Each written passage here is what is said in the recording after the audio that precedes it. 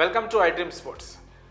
ప్రస్తుతం India versus Australia మధ్య జరుగుతున్న బోర్డర్ గవాస్కర్ ట్రోఫీలో చివరి టెస్ట్ అయితే మిగిలింది. అయితే ఈ టెస్ట్ కంటే ముందు team India head coach Gautam Gambhir ఒక ప్రెస్ కాన్ఫరెన్స్లో పాల్గొని మాట్లాడడం జరిగింది.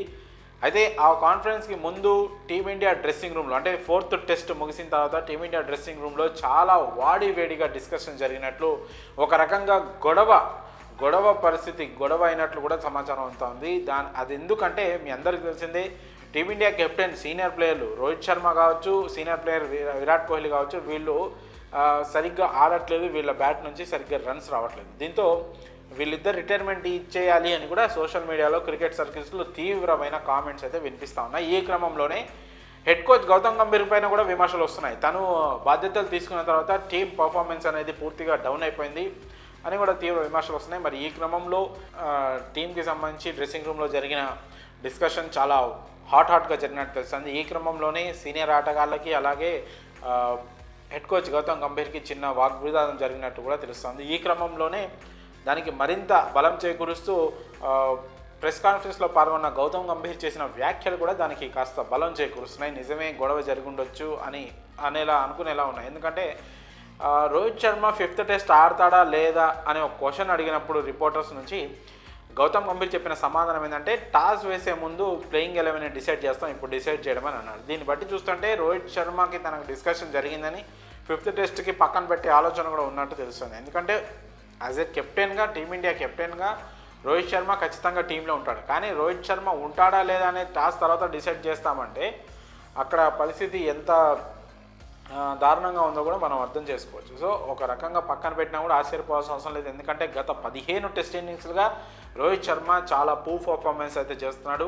ఒక్క 50 మాత్రమే ఉంది. లాస్ట్ 15 టెస్ట్ ఇన్నింగ్స్లో ఒక్క 50 మాత్రమే ఉంది. మిగతా అన్నీ కూడా 20 లోపలే స్కోర్ చేశాడు. సో ఈ విధంగా చూసుకుంటే అందులో సింగిల్ డిజిట్స్ కూడా చాలా ఉన్నాయి. ఈ విధంగా చూసుకుంటే రోహిత్ శర్మని పక్కన పెట్టినా కూడా ఆశ్చర్యపోనక్కర్లేదు. అలాగే టీమ్ డ్రెస్సింగ్ రూమ్లో జరిగిన విషయాలపై వచ్చిన ప్రశ్నలకు గౌతమ్ గంభీర్ స్పందిస్తూ, ప్లేయర్లకి కోచ్కి మధ్య చాలా కన్వర్జేషన్ జరిగిద్దని, ఆ కన్వర్జేషన్ని అక్కడి వరకే వాళ్ళిద్దరి మధ్య, అంటే ప్లేయర్ ఇండివిజువల్స్తో మాట్లాడినప్పుడు ఆ ప్లేయర్కి కోచ్కి మధ్య జరిగిన కన్వర్జేషన్ వాళ్ళిద్దరి మధ్య ఉంచాలని, అలాగే డ్రెస్సింగ్ రూమ్లో జరిగిన డిస్కషన్ కూడా డ్రెస్సింగ్ రూమ్ వరకే ఉంచాలని కూడా గౌతమ్ గంభీర్ చెప్పడం జరిగింది. అలానే ఉంచుతామని కూడా చెప్పడం జరిగింది. సో దీంతో అక్కడ జరిగిన విషయాలు ఏవి ఆయన పంచుకోవడానికి ఇష్టపడట్లేదని క్లియర్గా తెలుస్తూ ఉంది. మరి ఫిఫ్త్ టెస్ట్కి టీమిండియా ఎలాంటి టీంతో బరిలోకి దిగుతుందనే దానిపైనే టీమిండియా ఫ్యూచర్ కూడా ఒక విధంగా ఆధారపడింది.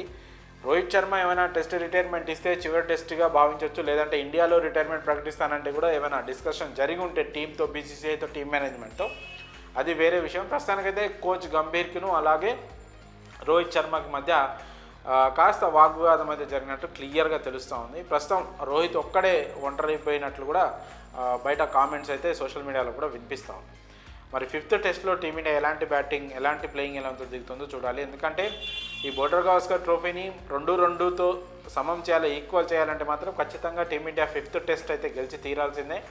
ఇప్పటికే ఆస్ట్రేలియా 2-1తో లీడ్లో ఉంది. మనం ఫస్ట్ టెస్ట్ గెలిచినప్పటికీ కూడా వాళ్ళు 2వ టెస్ట్, 4వ టెస్ట్ గెలిచారు. సో ఖచ్చితంగా ఫిఫ్త్ టెస్ట్ అనేది టీమిండియాకు చాలా కీలకం కాబోతుంది. మరి హెడ్ కోచ్ గంభీర్ చేసిన కామెంట్స్పై మీ అభిప్రాయాలను కామెంట్స్ రూపంలో తెలియజేయండి.